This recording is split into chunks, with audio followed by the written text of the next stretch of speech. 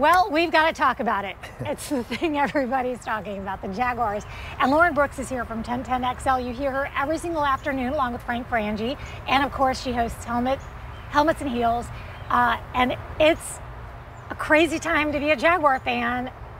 And we're sticking Isn't by it them. always It's crazy like, time to be? Crazy, it's like a rebuild or whatever. But now you just feel like you have to explain yourself. Yeah, like kind of the state of the franchise. So we thought this would be a great opportunity. It's a new year, new beginnings, even though there's one game left. I'm like, where do we go from here? There's so many questions that we have. Where do you want to start out with this? All right, so let's talk about Trevor Lawrence, right? Okay. Like his attitude right now. Like, where does he mentally sit? For someone who's a 22-year-old to have dealt with everything he's gone through. Last time I was with you guys, we were talking about Urban Meyer and whether or not he should be fired. Yeah. Well, obviously that's happened, and now the general manager, Trent Baalke, there's a fan upheaval or uproar about that. We'll get to that in a little bit. But overall, Trevor Lawrence has been able to handle all of this with such grace and class. And we've seen a little bit of frustration on the field when guys like Rock Armstead this past week dropped the pass at the Patriots, and obviously that was a huge loss for the Jags.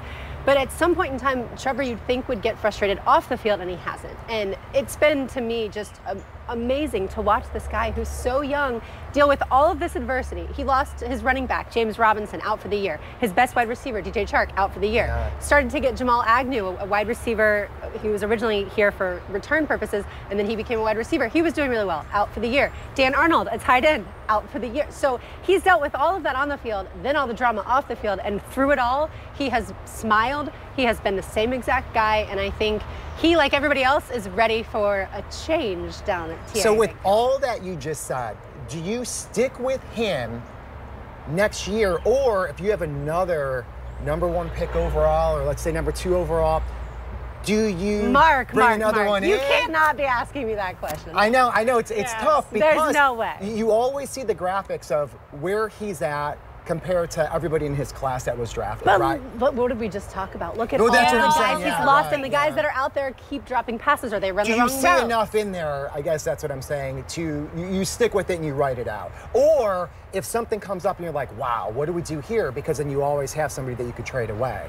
I guess I would say if in 2 years Trevor still is not playing well and they've surrounded him with weapons and they have the 1st or 2nd overall pick, that's a time for that conversation. For the here and now, if you watch Trevor closely, his mechanics are off a little bit.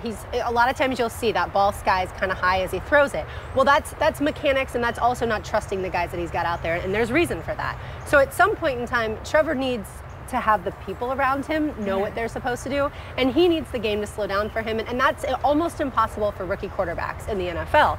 Some guys like Mac Jones from Jacksonville, from Bulls, he's done really well, but look at the system that he's in and look at the guys around him. Trevor, I think there are moments that you see certain passes that he throws, and he fits that in the tightest of windows, and he has such arm strength that you say, eventually this is going to, and maybe it's next season, this is going to be the guy where if we can just give him some really good receivers and maybe a really good tight end, he's going to be better than all the other guys. So with a minute left, and I don't want to run out of time before we hit the clown face.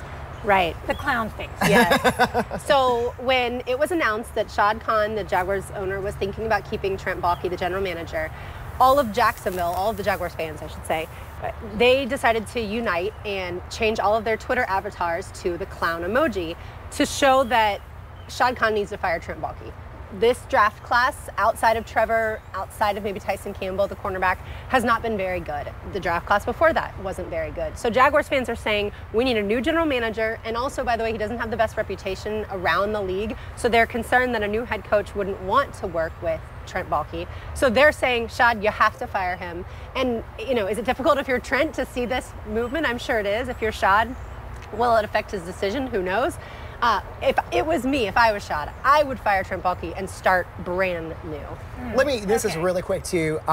So for a new coach coming in, last year was very appealing, right? You had all these draft picks and things like that. You could kind of build and put a stamp on it.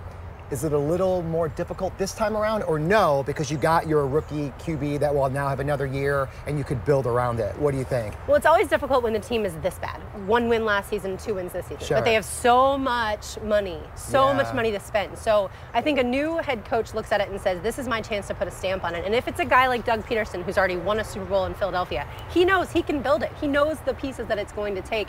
And so I think the type of coach that we need here is someone who recognizes that, yes, it's a long way way to go, but at the same time, there's money to spend. Shad Khan is certainly willing to spend that money, and they've got the quarterback. That's the most important part. We're not getting rid of Trevor Lawrence. Don't worry. Can't get enough of you, Lauren. Really. Thanks, You're guys. welcome. Anytime. Thank You'll you, be able to Evie. hear Lauren later on today on 1010 XL and every afternoon. And we are going to be right back with more River City Live. Don't go away.